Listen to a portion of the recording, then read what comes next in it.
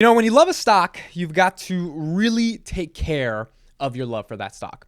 Because when you love a stock and when you love a company, and not just love like you're emotionally attached, but like you have actual due diligence and reasoning behind why you like that company. And, you know, it creates this level of love because you're invested in the company's success, literally and metaphorically. When someone says something bad about your stock, as I felt this weekend, and we're about to get into how it felt this weekend, you've got to defend that stock like Will Smith defends his wife. So next time someone says something about your stock, like I did this weekend about Tesla, just remember this is how it's going to feel like. This is what it will ultimately feel like. This is what's going to happen. I love you. G.I. Jane 2, can't wait to see it. All right? Chris Rock made a joke about Will Smith's wife not having that much hair anymore. She has a medical condition, referring to her as G.I. Jane, which is a figure that also did not have that type of hair. So, but G.I. Joe, it's a joke. This was at the Oscars last night.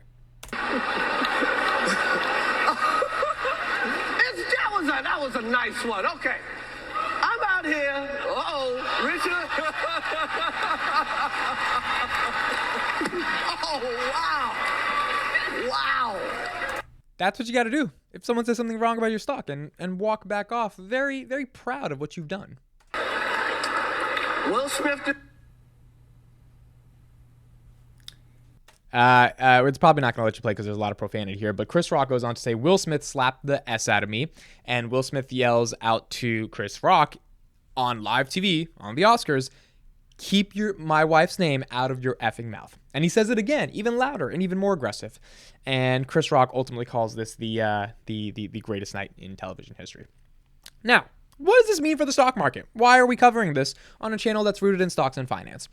It is so ironic that this happened. I mean, it is so ironic that this happened because this weekend I had to deal with basically this slap. I mean, I basically got slapped in the same way from another community that you probably don't want to mess with, and that some people have made a career off messing with. And you know, I didn't mean to say this, but it just ended up happening. But this is what happens when someone says something bad about your stock. And I believe that the Palantir community, one day if it gets big enough, hopefully keeps its rationale, but keeps a little bit of that same energy when someone says something ignorant about their stock. Here I am on Twitter, at AmitIsInvesting. You should definitely follow me on Twitter. And if you did this weekend, it would be a fun time. Now, I was at work, okay? I was at work. It was like 4:50. I saw that ARK had recently sold 147 million shares of dollars of Tesla. I was about to say Palantir, but they already sold their Palantir, so there's no more Palantir to sell. And they bought 420,000 shares of NEO. I like the fact that they did 420,000. I think this woman knows marketing. Like you don't set up 425, 419. It's like nope, 420. Let's actually get people. Let's get people thinking a little bit more about what we're doing. So I write that ARK just said Tesla's overvalued. Why did I say that? Because it's Twitter. It's like 2 seconds. You put a tweet out there and you don't think about it. And my logic was like, oh, well, if she's selling 147 million of Tesla, she wasn't doing that at 700. She thought at 700 there was room to grow. Now it's at 1,000. And she's like, well, I don't think there's any more room to grow. I'm going to sell it. That was my tweet. I went out to dinner that night. I didn't know when I was coming back that 132 people would be responding to this tweet. And all of them were, you know, bad. I mean, I didn't even get to read all of them. A lot of these people were just like, you know, they were annoyed that this was happening. So I got hit by the Tesla cult pretty hard. I doubled down on my statement. I said Kathy was not selling at 700. She was buying. She thought she'd have room to run, blah, blah. She sold at 1,000. And then, you know, things just end up keep happening. So let me show you something that ticker symbol U said. You guys should know him, Alex from YouTube, ticker symbol U. And he said something that did a little something to me. He said, hey, this isn't really true about Kathy Wood selling Tesla. ARK Invest tries to keep anyone positioned in their funds at less than 10%. Tesla is currently 10.75% of ARK, 9.5% of ARKW, and a whopping 11.5% of ARKQ. This is the definition of unnecessary FUD at AmitIsInvesting. Now, me and ticker symbol U are great friends. We actually talk a lot through DM. We discuss a lot of different things. So obviously he was just coming for me. He was dunking on me while I was down, and he did not know the definition of ratio. What is the definition of ratio? The definition of ratio is you beat the metrics of the original tweet simply by responding to the tweet, implying that the original tweet was probably not that good. And that's just one example of the hundreds of responses I was getting about you're an idiot, blah, blah, blah, you don't understand anything about Tesla, blah, blah, blah, blah.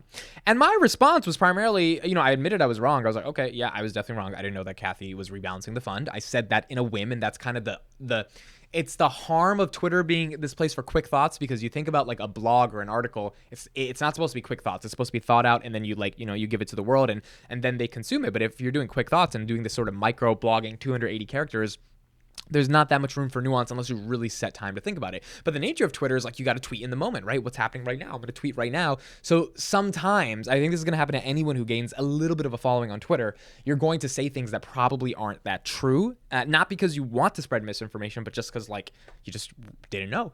And you could always say, well, you could stop that by just always thinking before you tweet. And that's fine, but that kind of goes against the nature of the platform. Like when I have an idea, I just tweet it. Like I don't care that much. I just tweet it, right? I just put it out there into the world.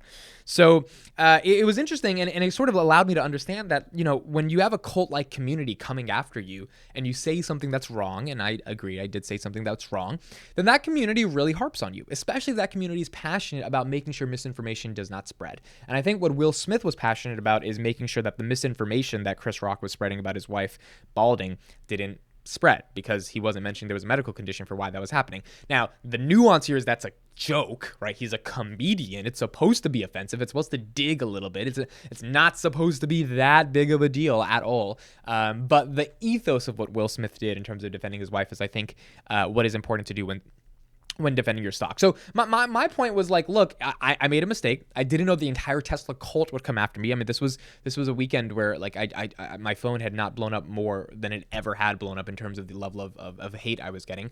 And it really makes you sit back and recognize that, yes, it's annoying that the Tesla community does this, but I also sympathize with why they do this, because there are so many Gordon Johnsons of the world that's just spread unnecessary nonsense. And when you've got a company doing a really big thing, tackling a really big mission, you probably want that company to do well, right? Why would you want that company to not do well? And I'm not a Tesla bear. I want Tesla to do well. Do I think it's a little expensive right now? Yes, but of course I want Tesla to do well. And long term, I believe it is massively undervalued if they're able to execute on this sort of long term thesis that they have.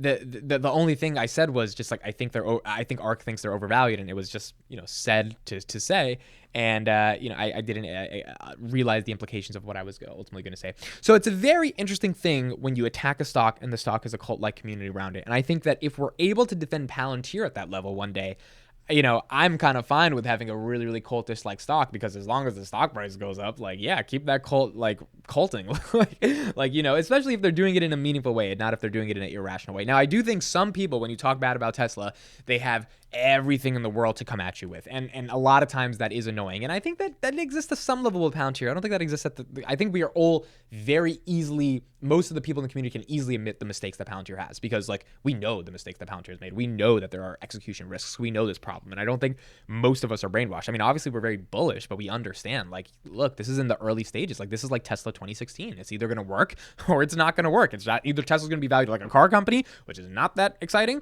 or a tech company, which is very exciting and one of the greatest technology companies of human history. Tesla went that route, and the bulls won and the bears lost.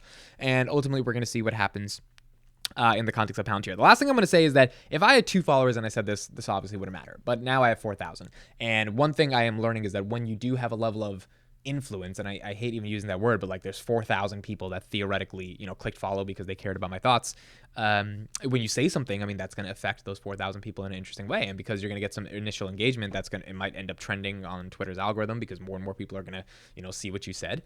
And it could lead to some some hate. I mean, I came home from dinner at 1 or 2 a.m. at my friend's place, and I just look at my phone, and I just I slept 3 hours the night before, so I'm literally about to knock out, and I just see all these tweets, and I'm like, oh, there's a lot of engagement here, but I can't factor in that all of it is hating on me. I can't factor that. I'm just oh, there's a lot of tweets, and I knock out, wake up at 11, and then I look at my phone, and I'm like, oh, people didn't like that tweet. People really didn't like that tweet. People basically smacked me like Will Smith.